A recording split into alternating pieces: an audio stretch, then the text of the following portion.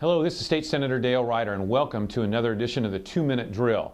I'm here in the Capitol today, and I want to talk to you about an issue that we've discussed before and which we've heard from the governor just today on, and that is the governor's proposal to close the $2.7 billion gap in Illinois' Medicaid program.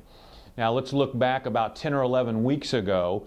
Republicans in the General Assembly convinced the governor that we needed to reduce spending in the Medicaid program by $2.7 billion to avoid kicking bills off into future years, as has been the practice of Governor Quinn and his predecessor and their legislative allies for the last decade. The governor agreed with us, and in his budget speech agreed that Medicaid had to be reduced by $2.7 billion.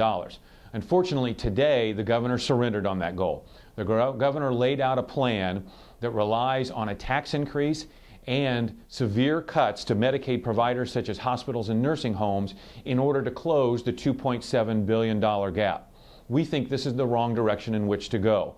New taxes, new money into government fuels more spending. The Medicaid program needs to be pared back. We need to drive more efficiencies into the program. We need to do a much better job of making sure that only people who fit the eligibility criteria of the program are actually on the program. We need to make sure and be more aggressive in determining who belongs on the program and who does not. That's a significant problem in Illinois, and it costs taxpayers hundreds of millions of dollars every year. Those are the kinds of changes, those are the kinds of reforms that we will continue to push for in the Medicaid program.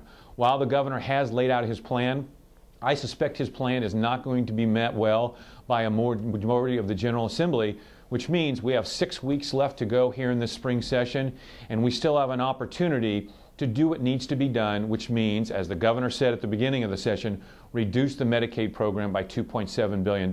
That's the only way to save the Medicaid program for the people who need it the most, the truly poor, the truly disabled in the state. That's what we'll keep working for, not for tax increases, but instead for reducing the size of these programs. Thanks again for joining me on another edition of the 2-Minute Drill, and have a great weekend.